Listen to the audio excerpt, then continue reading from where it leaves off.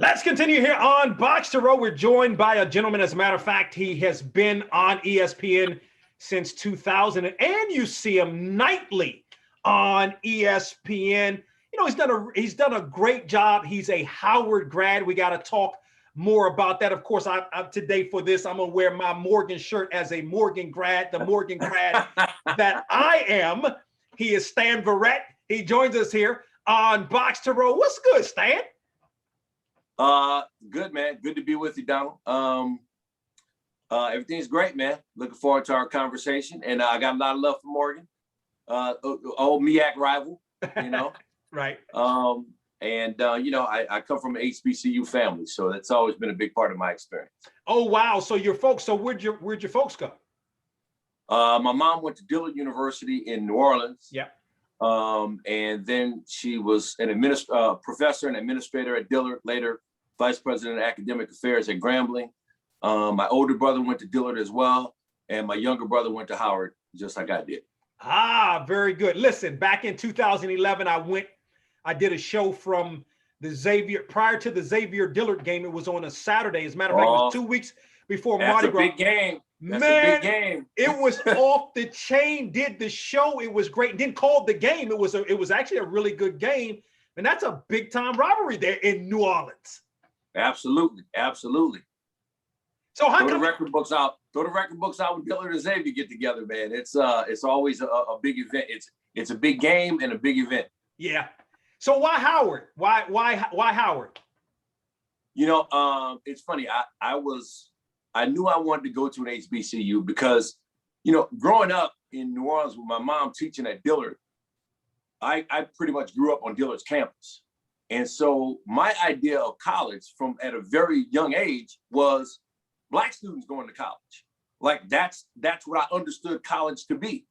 And so when I started thinking about my own college experience, that's what I wanted it to be, with the fraternities and the sororities and the band and everything, you know. And so I just knew that that was the right experience for me, because I saw the way my mother was a science teacher. She taught anatomy, physiology, biology, and was later chair of the Division of Natural Sciences at Dillard.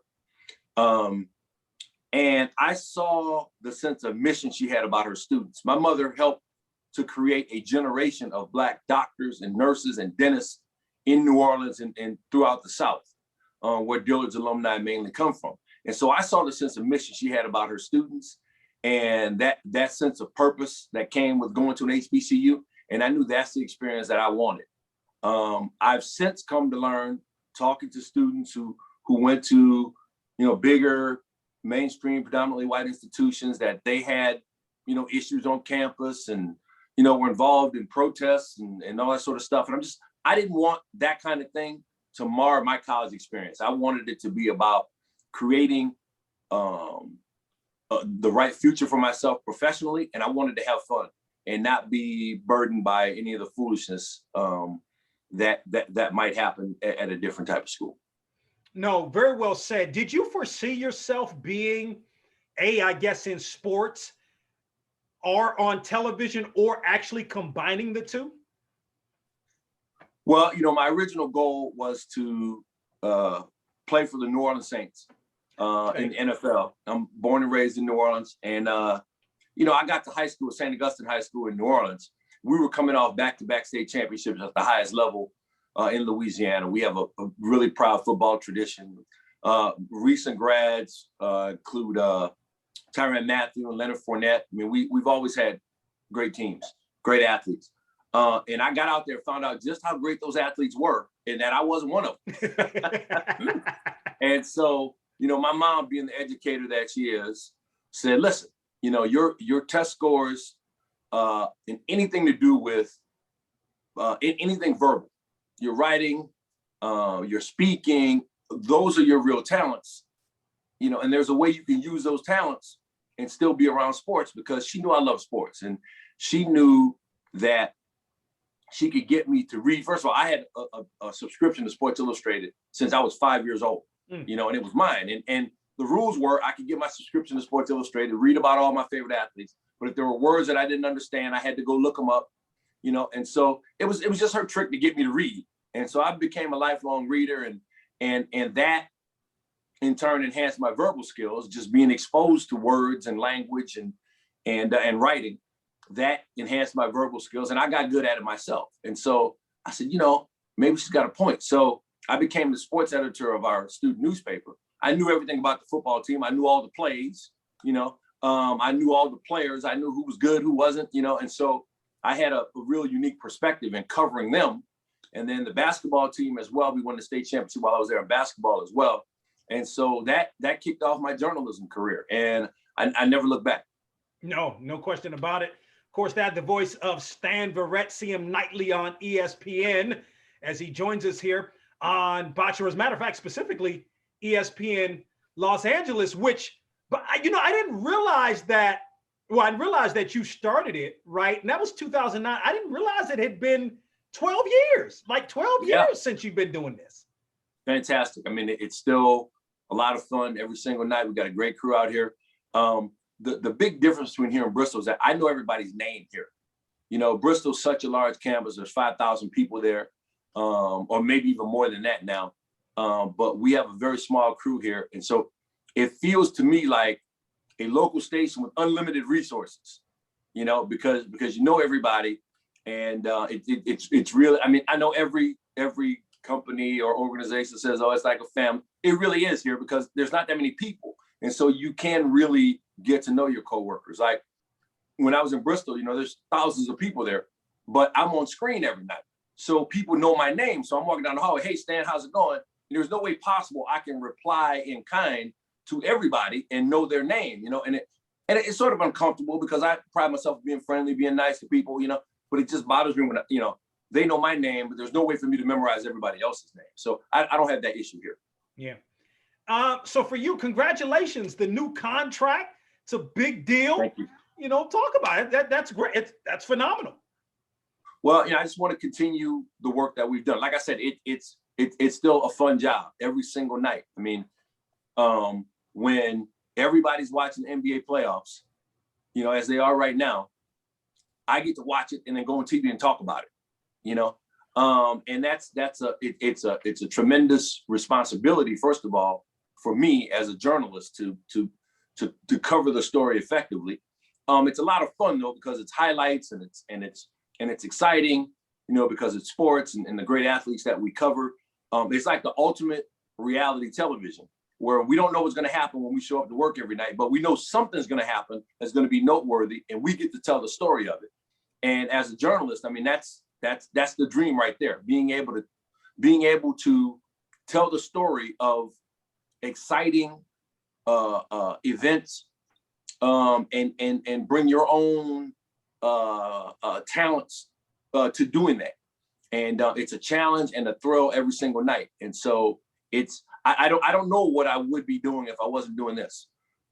This is what I've always wanted to do. It's what I've always enjoyed doing. So why stop now? No question. So how does it make you feel? Like we've known for a long time, obviously, about HBCUs. There seems to be like this HBCU movement, if you will. Like, in other words, a lot of other people that didn't know about HBCUs are knowing about them. You look at it from a TV perspective. I look at you, Stephen A., Go to Fox, Shannon Sharp. I mean, you guys are really getting it done. But your thoughts on Gus Johnson? I got more. Gus Johnson on Fox, Steve Weiss on NFL Network, of course, Frederica Whitfield, Howard Grad on CNN, Stephanie Elam, Howard Grad on CNN. I mean, it's there's something special about being nurtured to go out and conquer the world. Like I said, there's a sense of mission. My professors were invested in my success. It wasn't just a job for them. A lot of times at HBCUs, they might not get paid as much as they would get paid at other universities. The facilities might not be what they are at other places, but the nurturing and the caring and the investment in your success is always going to be there. And that was more important to me than anything else. And I think, you talk to HBCU grads. I mean, that's the story that you'll hear over and over again. Like, I looked at Howard's campus, everything there was mine. Everything there was put there specifically for me. and people like me when we were denied access to other universities.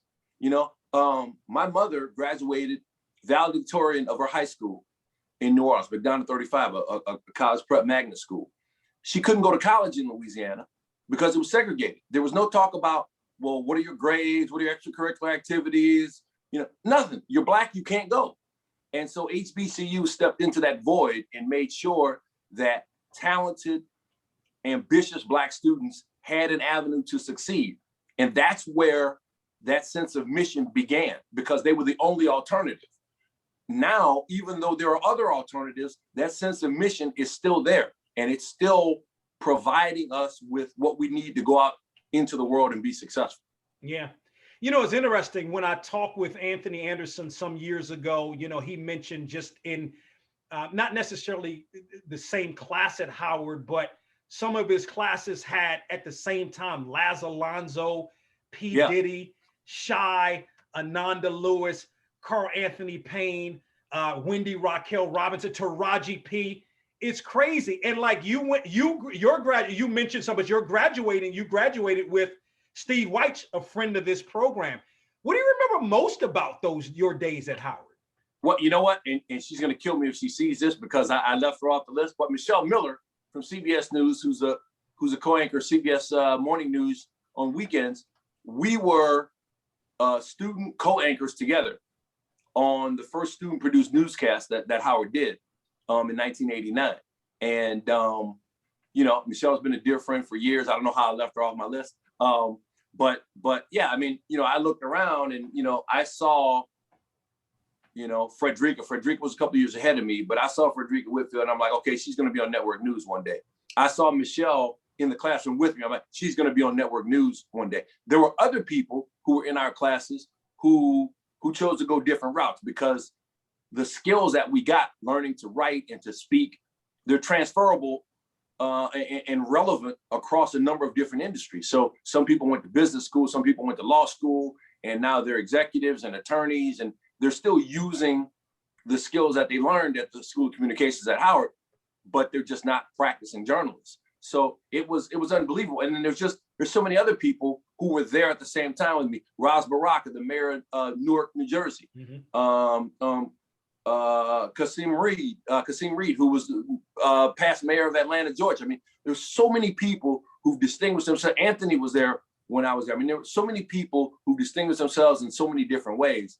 And I have to, at Howard, it's only going to increase because the school is doing such a good job of capitalizing on its appeal and marketing that appeal to young people. You know, Howard has always had a reputation for being cool, for being hip, because of people like Diddy and Debbie Allen and Felicia Rashad. I mean, it's like we've always had that star power, and I think the university understands that appeal, and they're using that to market the university effectively. And then Kamala Harris comes along, and Kamala Harris is elected vice president of the United States. She's a Howard graduate, pledged Alpha Kappa Alpha in 1986. Same year I was pledged Alpha Phi Alpha. We're all enormously proud of her, but it's elevated the reputation of Howard. It's elevated the appeal of Howard, and for HBCUs in general, because it sends the message in a resoundingly clear way that you can go anywhere that you want to go in this world if you have the drive, the ambition, and the talent, and you go to an HBCU. There's nothing stopping you. There's no penalty for going to an HBCU. And I think that students are starting to understand that. Howard is as selective as it ever has been able to be in its history right now, because there are so many students who want that experience. And it's a beautiful thing to see. Yeah. A couple of more thoughts with Stan Verrett. Of course, you see him each night on ESPN on SportsCenter, specifically SportsCenter Los Angeles. You know, like a couple of years ago, I just was able to get Neal Everett's reference when he says he's Stan, I'm Neal. I just sort of got that reference, Everett, Verrett, right? But what is it? Yeah, I don't know. For all the years I had been seeing that, it just dawned on me one day. You know what I mean? But what is it like? You know, you guys have been together a long time. What's it like working with him?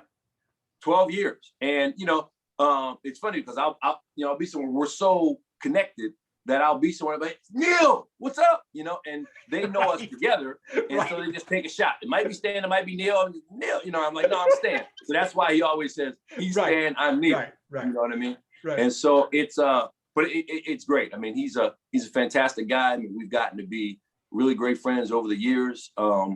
We spend a lot of time, our cubicles are right next to each other. And so we're not just together when we're on the air. We're literally together all night, sitting there, writing the show, laughing, joking, watching different games. Hey man, you watching this such, and then, you know, I flip over to the game, he's watching. Oh man, that's crazy. You know, so it's really a collaborative effort. It's really teamwork. We both take the job very seriously. We try not to take ourselves seriously. And when I say in 12 years, there haven't been any major disagreements. There's never been any sort of problems. I mean, he's a dream as a coworker, because it's a great relationship, and that's why I think we've been able to work together for so long. And I think it comes across to the viewers that we really do like each other and we enjoy working together. A favorite or most memorable interview for you? Do you have one? That's easy. I did a town hall on race, sports, and culture with former President Barack Obama in 2016. It's the highlight of my career. Probably will never be top, but it was. I got to spend an entire hour interviewing him, and it was phenomenal. He's such a smart man. He's such a thoughtful man. He's such just a born leader. I mean, I could have sat there and talked to him for 3 hours, 4 hours, you know, just to get his perspective on things. But it was a highlight of my career. Stan Verrett, again, check him out each night. So it's Monday through Friday. You're on at the 11 p.m. in the 1 a.m. show. Correct? Yeah, we get some Saturdays in there too sometimes too. So yeah, I really enjoy you. I like Scott. I like Scott's show, right? But you guys, man, you kill it. The top 10 and all that. So enjoy watching you, what you do, everything you've done. You know, Howard University's in the building, HBCUs are in the building. Every time that this man, you see him on TV, Stan Verrett joining us here on BOXTOROW. Stan, really appreciate the time. Continued success in all you do. Hey, Donald, same to you as well, man. Thank you for having me.